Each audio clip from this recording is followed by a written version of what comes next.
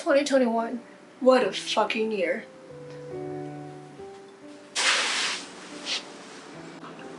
Hello, and welcome to the corner of my bedroom. It's pretty late at night, but I'm going to talk about 21 lessons I learned in 2021. These little phrases and sentences do not come close to capturing what a transformative year this year has been for me, but fuck it, gotta summarize it somehow. And in case you're wondering, I'm actually this foul-mouthed in person and I'm not sorry about it. I'll try to rapid fire this, but let's finish this year strong before it finishes us. Like I said, 21 lessons, so it's going to be a long one. So grab a seat, grab a cuppa. I have some chai tea here, and let's get into it. 3, 2, 1.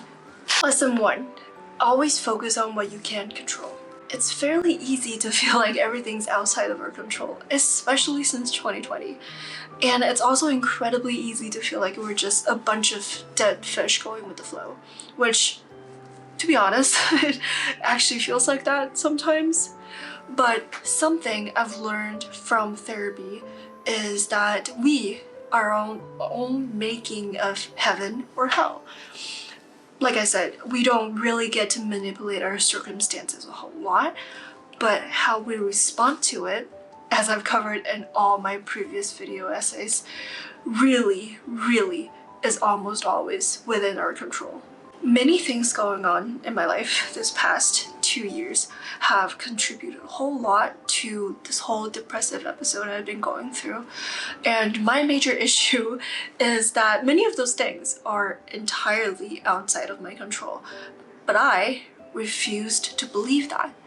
So that feeling of helplessness really just prolonged and made matters much worse for me.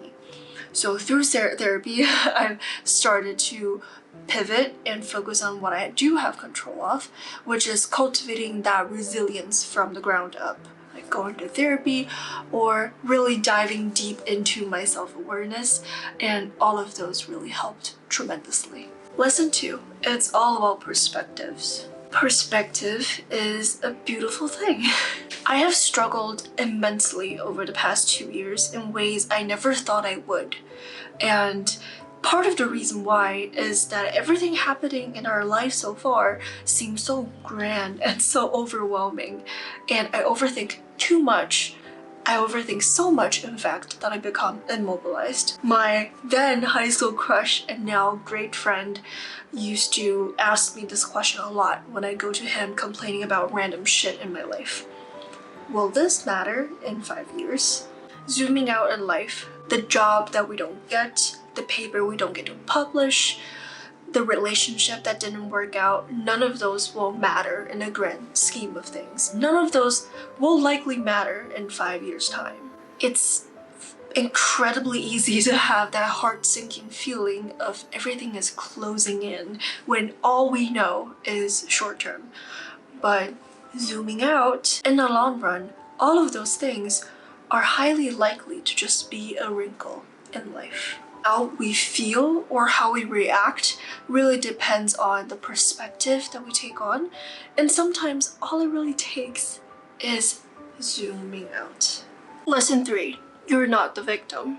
Well, wasn't intended on bringing it into such a dark note, but while we're on the idea of mental struggles, might as well mention it now. So, over the past few months, I've had pretty bad depressive episodes, to the point where it was just feeling like the world is out to get me. I just retrieved into my own little shells and refused to come out. There were days, or weeks actually, where I would be afraid to go into lab because I was afraid to talk to my lab mates, or my boss for that matter. I was terrified that they're going to see just how broken I was and how much I do not have my life together. And I feel like they're just going to judge internally to the strictest degree, and that alone, that feeling alone just made me shiver like no other. And just that intense feeling of wanting to be alone, knowing that being alone would only make matters worse, deserves a novel in and of itself. But now I can see, like, to the core of it, I just felt like I was a victim, and I was acting as if I was the victim when there was no victim in the situation whatsoever. You must know that I'm not trivializing my feeling by any means. It's me realizing that my depression really led me to this really unhealthy perspective on life, and that contributed to my victim mindset, in a way pushing me into this negative feedback loop where I was just stuck in a depressive mood forever. It took me tremendous work to get to this level of self-awareness, and this has now become my mantra. I am not the victim. As much as the various events want me to believe, I am not the victim. So, what do? This is something I read on James Clear's newsletter, and if you're not subscribed to his newsletter yet, you are missing out big time. Cus D'Amato, the legendary boxing trainer of Mike Tyson and multiple other legendary, I repeat, legendary boxers, said this: "What is the difference between a hero and a coward? What is the difference between being cowardly and being brave? No difference, only what you do." They both feel the same. They both fear dying and getting hurt. The man who is cowardly refuses to face up to what he's got to face. The hero is more disciplined and he fights those feelings off and he does what he has to do. But they both feel the same, the hero and the coward. So, lesson 4, be the hero, not the coward. Lesson 5, keep asking why. This is actually a lesson that my boyfriend taught me. So I have been quite an emotional mess over the past 2 years, but throughout my childhood, even into my adulthood, I've always had the issue of not being able to talk about what was actually wrong. And ever since my boyfriend and I got together, he has been really pushing that envelope, and in a good way. He just kept asking why whenever I appeared to be off.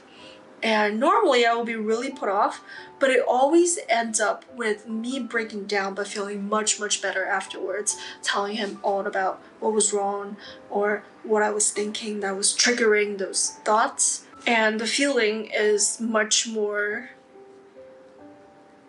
how do I put this? It just feels much more better than holding it all in. And the same principle can be applied to learning or lives in grad school as well. We need to keep asking why to get to the intentionality of our learning and our experiments. We need to keep asking why to get to the exact reason why we're doing something. For example, this PhD. At least I personally felt like when I first got into my PhD program back in 2018 that I was just thrown into the deep end, and just keeping asking myself that why really helped me navigate. It's like a map was handed to me in a way. It really helps me to really not second guess myself and just go for it. And honestly, not just for grad school students, but for everyone in their lives, especially in 2020 and 2021, we could all use a little bit of an intentionality and a bit of directions as well. Lesson 6, at crossroads, use the fuck it attitude. I didn't really phrase it quite right. I think it should go like this: take risks within reason. Taking on a law degree on top of my already taking over my life PhD program is a big risk. I've always been the one to protect myself figuratively and literally, but this year has been such a year of reflection and transition, and as I look back on my life, I've actually taken a lot more risks than I ever anticipated. I yeeted out of high school to go straight to college. I chose to transfer instead of staying 4 years at the same institution. I chose medicine or science over film, and Now I'm choosing to tag on a law program on top of my PhD program to better position myself in the postgraduate market. So far, I have been employing a technique that I only recently found out was used by Daddy Bezos as well. It's named his regret minimization framework. So, how does it work? Simple. For me anyway, I try to minimize the amount of regrets I will get in a few years' time when I'm looking back in the future. Like Jeff Bezos, who fast forwards himself 80 years and look back, I try not to jump the gun too much and focus on the immediately 5 to 10 years time frame. I ask myself 2 questions. 1, in 5 years when I look back, will I regret not doing this? And 2, if I do this, will I make it count? If my answer is yes to both of those questions, I just stop second guessing myself and I just do it. Just do it! But if the answer wavers on either or both of those questions, I either table them for the future or I just don't bother with it. After all, life is happening as we're speaking, as we're watching this video, actually. Our lives are really what we're making of it this very instant. And the most respectful way we can go about it is to make every single action count. And because this is what I live by, I also try to be a scientist in life, not just in lab. As a scientist in training, I run experiments every single day. Most fail, but some really show me the marvel of science. And the scientific method is really not just reserved for scientists. The everyday people can use them as well. And don't count how many times I'm gonna say science or scientific. No one knows if a certain protein is important for a certain type of cancer. The only way to find out is to run experiments and tests for it. We never know if something will work for us. The only way to find out is to actually give it a go. Especially this year, I can confidently say that I have challenged myself quite a bit. I've always interested in law, but I don't know if it works for me, so I gave it a go. Fortunately, it has worked well thus far, especially since I started balancing the worlds of law and science. I find myself doing something different every single day and finding more about myself. And each day I'm gaining clarity, slowly but surely, through actions and not just thoughts. So I think being the scientist in life is a really crucial skill set to have, and it's a very valuable lesson that I took from my law school journey so far. Lesson 8. Boundaries are everything. Now I've talked about this extensively in my I have too much on my plate video essay. I really am proud of that video because I've never delved so deep into myself in writing the script. But anyway, I digress. I will just say, if you watched the video already, that I've realized that not one aspect of my life, be it my PhD or my relationship with my family, not one of those aspects deserves to take over my life, to take over my being as an individual. Setting boundaries for myself and how much I get involved in things outside of myself, it feels like giving the evil in me a curfew. It's a very weird but accurate analogy, but it's worked really well so far. And I've been really applying the lessons that I talked about in that essay, and I encourage you to check it out. Lesson 9. Connect, connect, connect. Since life was put on hold last year, I've really been having some kind of an existential crisis about my postgraduate plans. This is something I don't think anyone is prepared for in grad school, at least at my institution, in my experience. I did not really become aware of things outside of academia until probably the 3rd year of my PhD. This was on me too, because I never thought about what I wanted to do until after my 3rd year. So I took it upon myself, starting in 2020, to really reach out more and learn about the options that I have. I started hosting monthly international virtual meetups for a group of PhDs and PhD students. And as an introvert, it's difficult. It's really difficult to put yourself out there, to actively reach out to people, to schedule this, schedule that, be a program manager in a sense. It's really difficult. But at the same time, like, it was something I never thought I'd do, and I connected with so many individuals around the world, and it opened so many doors I never thought I could open. So I got offers to refer me to positions. I've got secondary connections that actually solidified my decision to pursue law on top of my PhD. You just never know what doors can be opened. So connect, connect, connect. It's so important. I have to say it 3 times. God, it's like getting tired sitting here. Lesson 10. Perfection is boring. Now, I have been far from perfect this year. Okay, I'm not even gonna pretend that I have my life under control because I don't. No one does, okay? And this lesson seems incredibly cliche and common sense, but I think it needs to be said every single year because it's so important. We as humans are not destined to be perfect. If someone is perfect, I can only imagine that the smooth sailing has made their lives so miserably boring, and they would probably be only good for like 20 minutes of dinner conversation anyway. It took me a long time to get to this understanding that being human is cool, and as I've said time and time again, the imperfections within us make us us. The trauma and the ups and downs give us stories to tell and wider spectrum of emotions to feel, and I feel like that is a beautiful thing. Hi, welcome to the corner of my bed with my guest of honor, Meow. So lesson 11, learn to love yourself. Need I say more? You cannot love someone else if you don't adequately love yourself. We all know that saying, right?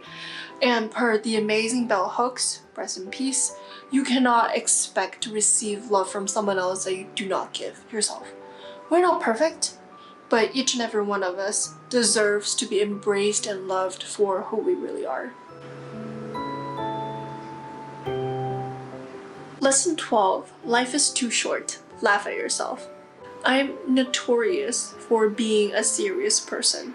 Like, when my boyfriend would crack a cheeky joke or poke fun at me, I would always take it too seriously. I kind of saw life as something I would need to tackle instead of have fun with.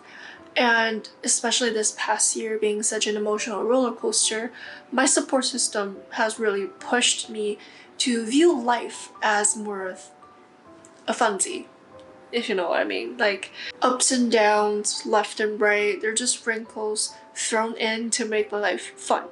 And keeping things really light and fun can make life just a whole lot more tolerable as well.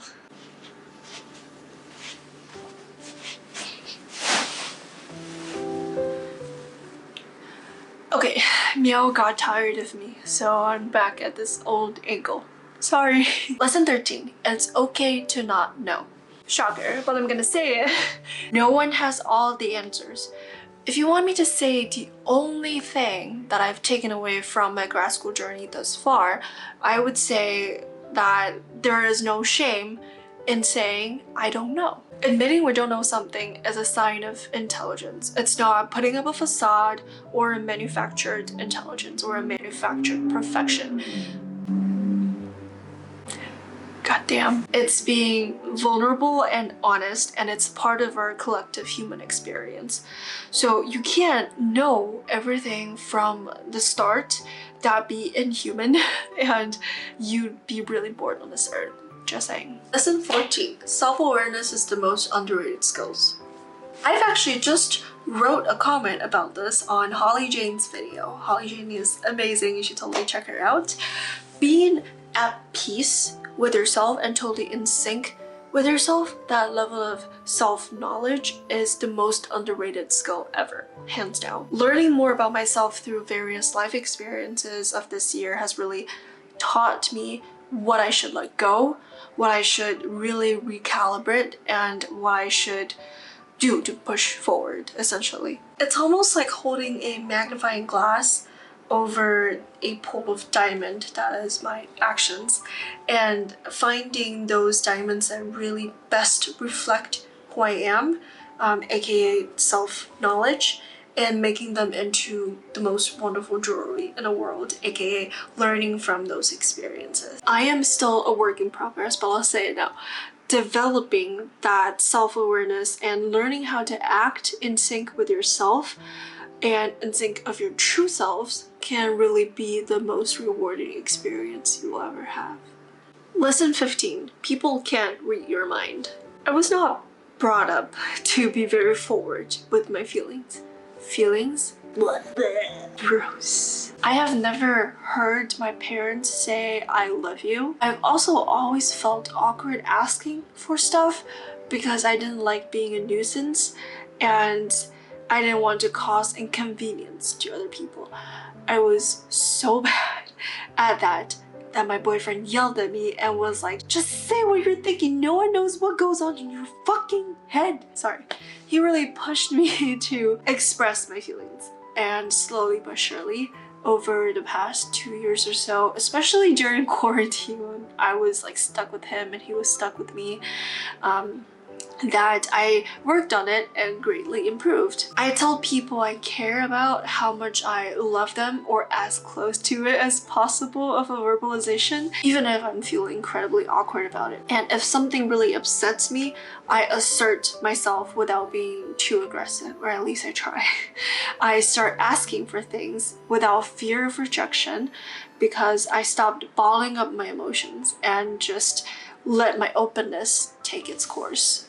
Being brutally honest now, I think, is so much better than bottling up those feelings and letting people guess what I'm thinking, and they could also almost always guess it wrong. And since I've already mentioned it, I'm gonna make lesson 16 an extension of number 15. This one dives deeper into honesty. Rule your mind before your mind rules you. You can keep telling yourself that you're things you're not, but when you rule your mind by being open-minded and being extremely open about your flaws and shortcomings, you rule your world. You have the freedom to identify your limiting beliefs. So that is kind of along the line of developing self-awareness as well. So practice that openness on yourself. Ask, I really want this, but... or really just dive deep into honest reasons beyond your actions. So the choice is yours to make every single day. Lesson 17. Health is wealth, so take care of it like you're taking care of money. In the city where I'm from and where my parents still live to this day, there was a saying from the 1980s. Time is money, efficiency is life. After this year, I would really like to add health is wealth. Growing up, I had really bad asthma, and I have had many surgery that's probably above average in people around my age. My parents are both physicians, so technically I was really well taken care of health-wise, but I've never realized the importance of my health. Probably because they've taken care of it for so long. And also I never realized that health extends beyond my physical self. Health also includes my emotional health and my mental health. So throughout this year, I've had a pretty big health scare that I'm still not completely out of the woods for to this day. And it made me realize that nothing that I have right now would matter if I just could not nurture or protect my health. And health, in a way, is really my most valuable asset. I just feel like good health is always wasted away when we're younger. Like, I went to a very frat-heavy school, and frat culture is literally like drinking every Friday, Saturday, Sunday, sometimes even on Monday. And people don't realize that their health is precious until it is whisked away way too fast from them. This is seen especially in youth like in people my age as well. Our bodies are truly an invaluable part of our values and our existence, and we need to really just take care of it, and we really need to invest in it like what we do with our 401k or our monies. Lesson 18. Gratefulness takes the sharp edge off life. Life might give us lemon sometimes, but these past 2 years, life gave us a whole ass lemon orchard. But once a wise man said, always look on the bright side. He's not wrong. October was an extremely difficult month for me as I navigate the loss of my grandfather, the peak of my depressive episodes, and the peak of my self-elimination thoughts. And it was a period of time where I felt like all I did was to be stomped on, and the world was cornering me and trying to actually just eliminate me. It was weird. Practicing gratitude has been an on and off habit of mine for years, especially during the month of October. I've really been encouraged to stay on that for as long as I could, and I did, or at least I tried. And it saved my life. I'm serious, it saved my life. So I think this is probably the most important lesson I'll take away from this year. Always look for something to be grateful for, even if it's the most horrible time. Gratitude makes us less self-centered and reminds us of the things or individuals that really bring out the best of us. For me, it really gave me the courage to not just quit on life. It gave me the courage to keep going, because if not for me, I need to fight for those things and individuals that I'm grateful for every day. The people and things that have been there for me at my lowest low. It makes life bearable because of their sheer presence, and as I stated earlier, it really takes that sharp edge of life off, and it really gives me the hope to keep going because they are worth fighting for. Okay, we're almost done. We have 2 more lessons to go. I'm hoping this will stay under half an hour, but I don't really know, judging from how much I've talked in the past hour or so that I'm filming. Lesson 19. Failure is the greatest source of wisdom. I just feel like all my lessons so far have been really cliche. Like, people have been talking about it for so long, but it's really the things that I have had personal experience with that really resonated with me throughout 2021. And hey, if it helps one person, I'm happy. Anyway, I wrote down this lesson because I have thought about quitting my PhD program for more times than I care to admit. And one can say I stayed because of my love for science.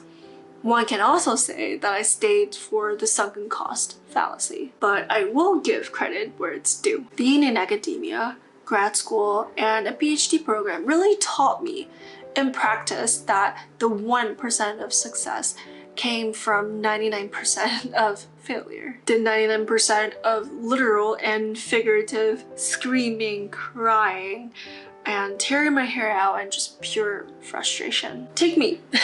For example, I chose to work on something no one in my lab or no one in the field really has worked on before as my dissertation project. So as my peers are already pumping out publications, especially those peers who took over projects from graduating students, I'm just here trying to optimize the most basic essay of the essays, and it's just, I get jealous and also get frustrated, like, why can't I publish papers, you know? But I also try to think, no one has ever done this before, so I'm really paving the way for whoever's gonna do this project next, or whoever's gonna work in my field next. I was the only person working on this project until about 3 weeks ago, and so I just always felt like the project was moving at snail speed, and I felt like nothing was working. and I was a massive failure. But now, as I gain a new collaborator, thank God, and as we move fast towards a solid paper, actually, it really just hit me. Science, like any form of art, go through what my mentor accurately calls the ugly duckling phase.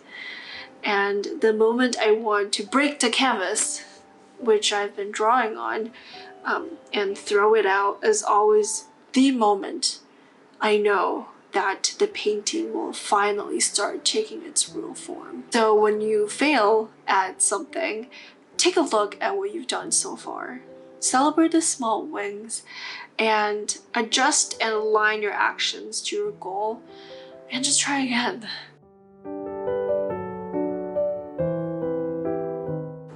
Sorry, just got a text. My friend's boyfriend is proposing this week when I go to Tahoe. I'm so excited for her. Oh my god. Okay. 2 more lessons. We'll be done. We'll be done. I don't know why I'm getting hyper at like almost midnight. Anyway, lesson 20.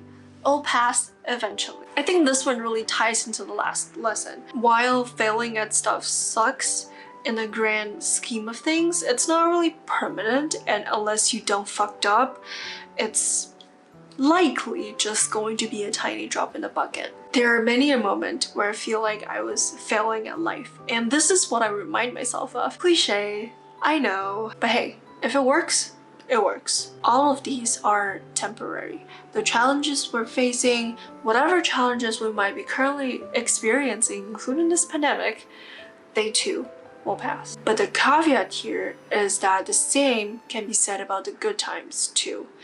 Like the times I get to be in California with my boyfriend or be in China with my family, those times will pass as well. And I think this lesson is also a good reminder of that. I have like 9% battery left. We can do this. Alright, lesson 21. I have my notes right here. Lesson 21, read.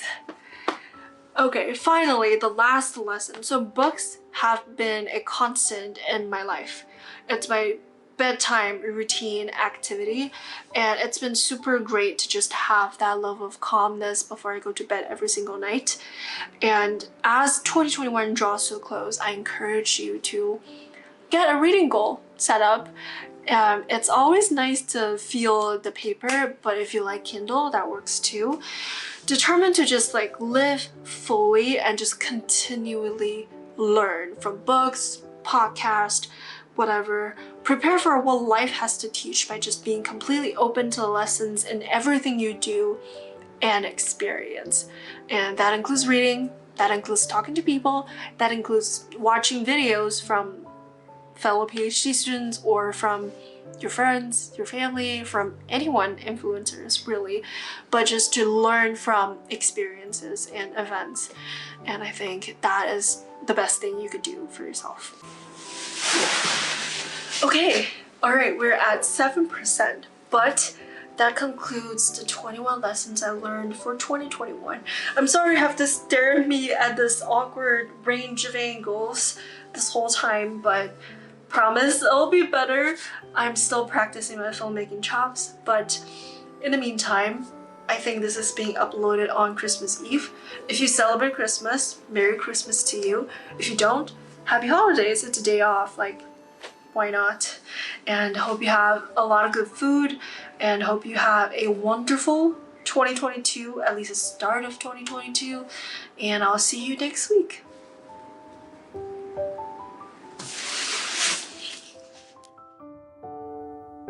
来，我们先唱一下，来，祝你生日快乐，祝你生日快乐，祝你生日快乐，祝你生日快乐，祝你生日快乐，和你叔的妈妈啊吹，哦，拍一把爸爸掌，来开灯，开灯，开灯，开灯，开灯，开灯。